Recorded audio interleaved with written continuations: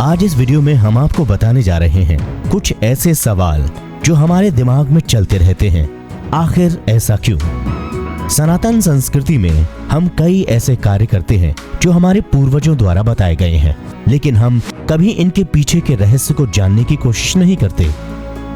अब सवाल उठता है कि क्या हिंदू धर्म की जितनी मान्यताएं हैं उन्हें ऋषि मुनियों और विद्वानों ने यूं ही बना दिया, या उन मान्यताओं के पीछे कोई वैज्ञानिक रहस्य भी छिपा है?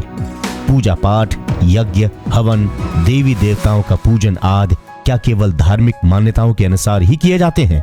शायद नहीं। इन पूजन के पीछे जरूर कोई ना कोई रहस्य भी छुपा होता है।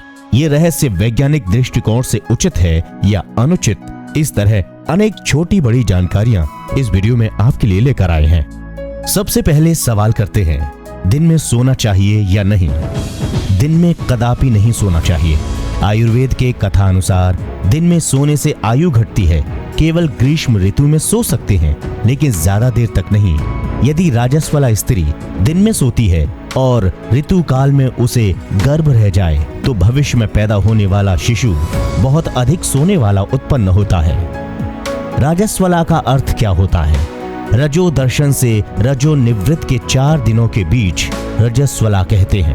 अब बात आती है कि आखिर रजो दर्शन क्या होता है? 1 महीने तक स्त्री के शरीर में एक प्रकार का रक्त इकट्ठा होता रहता है। उसका रंग काला पड़ जाता है। अंततः प्रत्येक महीने की एक निश्चित तिथि को वो खराब रक्त योनि से बाहर निकलने लगता है। इसे ही रजो दर्शन कहते हैं। रजस्वला स्त्री को लोग अछूत क्यों मानते हैं? अछूत अथवा अस्पर्श का अर्थ है जो छूने योग्य ना हो।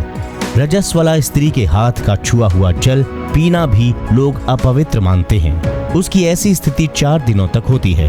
रजस्वला स्त्री के छूने से दूध खराब हो जाता है। इनके स्पर्श से जल भी संक्रामक हो जाते हैं। रज दुर्गंध युक्त होता है, जिससे स्वच्छ वस्तु संक्रमित हो जाता है। किंतु अब ज्यादातर लोग इन बातों को दकियानूसी मानते हैं, जबकि इस तथ्य को वैज्ञानिकों ने भी स्वीकार किया है। रजस्वला स्त्री के स्पर्श से फूल भी मुरझा जाते हैं। उपरोक्त को देखते हुए रजस्वला स्त्री को अस्पृश्य माना जाता है। रजस्वला स्त्री को कौन कौन से कार्य नहीं करने चाहिए और क्यों, कारण सहित यहाँ स्पष्ट करते हैं। नंबर 1, रजस्वला स्त्री को काजल नहीं लगाना चाहिए। धन्वंतरी कहते हैं, काजल लगाने वाली रजस्वला स्त्री को अंधा बच्चा पैदा हो सकता है। रजस्वला का यहाँ हमारा तात्पर्य ये भी है, पीरियड्स के वक्त महिलाएं, ऐसी स्त्री को तेल मालिश नहीं करवानी चाहिए। संतान कोढ़ी पैदा हो सकती है।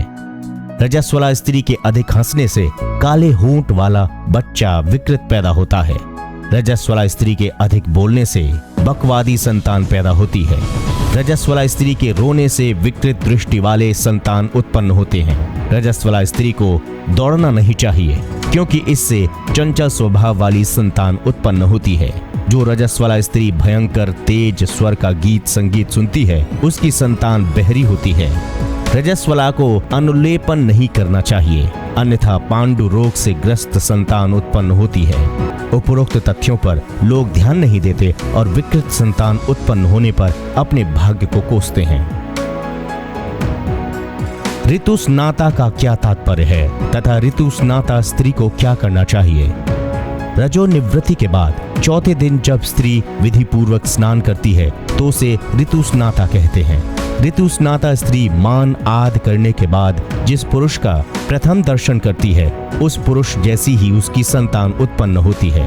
अतः ऋतुस्नाता स्त्रियों को भरसक अपने पति का दर्शन करने का प्रयास करना चाहिए। लिखित प्रमाण मिलता है कि भगवान श्री राम 12 कलाओं से युक्त होकर अवतरित हुए थे और श्री कृष्ण जी 16 कलाओं से युक्त होकर। ये कलाओं का क्या चक्कर है? क्या भगवान छोटे बड़े होते हैं? श्री राम जी ने अपने अवतार में भगवान जैसा रूप नहीं दर्शाया है, बल्कि उन्होंने मानव के लिए आदर्श प्रस्तुत किया है। इसलिए उन्हें पुरुषोत्तम भगवान श्री रामचंद्र भी कहते हैं। पुरुषोत्तम शब्द 2 शब्दों को जोड़ने से बना है। पुरुष धन उत्तम, अर्थात पुरुषोत्तम जो पुरुषों में उत्तम आदर्श प्रस्तुत करे, वही पुरुषोत्तम कहलाता है। किंतु श्री कृष्ण जी अवतार ग्रहण करते ही अपना दैवीय रूप प्रस्तुत करने लगे। जैसे उनके जन्म लेते ही देवकी और वासुदेव की हथकड़ियां स्वतः खुल गईं, पहरेदार आदि सो गए। श्री रामचंद्र जी को विष्णु का अवतार मान लिया जाए तो उसी काल में परशुराम श्री विष्णु के अवतार के रूप में अवतरित हुए और सीता स्वयंवर में उनके मध्य वार्ता भी हुई। भगवान विष्णु का एक समय में दो रूपों में अवतार कैसे हुआ? श्री राम और परशुराम जी का एक ही समय में अवतरित होना कोई आश्चर्य की बात नहीं है। एक प्रसंग आपने महाभारत काल का सुना या पढ़ा जरूर होगा कि जब युधिष्ठिर की ओर से भगवान श्री कृष्ण शांति स्थापना हेतु दूत बनकर गए तो अभिमानवश दुर्योधन का आदेश पाकर जब सारे दरबारी श्री कृष्ण को पकड़ने दौड़े तो उन्हें अनेकों कृष्ण दिखाई देने लगे। उसी तरह एक साथ भगवान एक दो नहीं बल्कि आवश्यकता अनुसार अनेकों अवतार कर सकते हैं। ताम्रपात्र यानी तांबे के पात्र में भोजन करना चाहिए या नहीं? ताम्र पात्र में भोजन करना निषिद्ध माना जाता है क्योंकि हिंदू धर्म की मान्यता के अनुसार ताम्र पात्र केवल देव पूजन के प्रयोग में लाया जाता है। ताम्र पात्र में भोजन ना करने के पीछे क्या कोई वैज्ञानिक कारण है? ताम्र पात्र में जल के अतिरिक्त अन्य पदार्थ रखने पर भोजन और तांबे के पात्र में रासायनिक अभिक्रिया होने लगती है जिससे पात्र में रखा हुआ भोज्य पदार्थ विकृत होने लगता है। व्रत एवं उपवास करने का धार्मिक एवं वैज्ञानिक कारण क्या है? धार्मिक विचारधारा के अनुसार देवी देवताओं को प्रसन्न करने के लिए व्रत उपवास रखना चाहिए।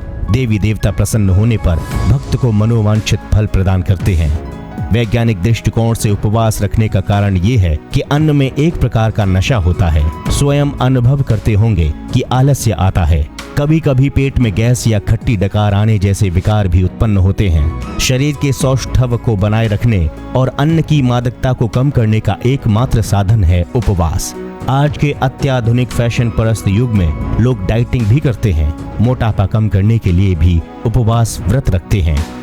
भोजन के उपरांत घूमना टहलना चाहिए अथवा बिस्तर पर लेटकर आराम करना चाहिए। भोजन ग्रहण करने के पश्चात कम से कम 100 कदम चलना अति आवश्यक है। चलने से भोजन आदि आहार नाल में कहीं थोड़ा बहुत फंसा भी होता है तो वो आसानी से पेट में पहुंच जाता है, जबकि सोने से उसी स्थान पर रुका रहता है।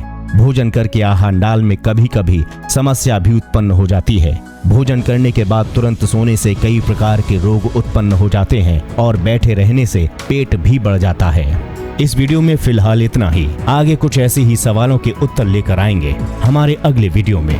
नमस्कार। इस वीडियो में दिखाई जाने वाली जानकारी महेंद्र नाथावत द्वारा ली गई है।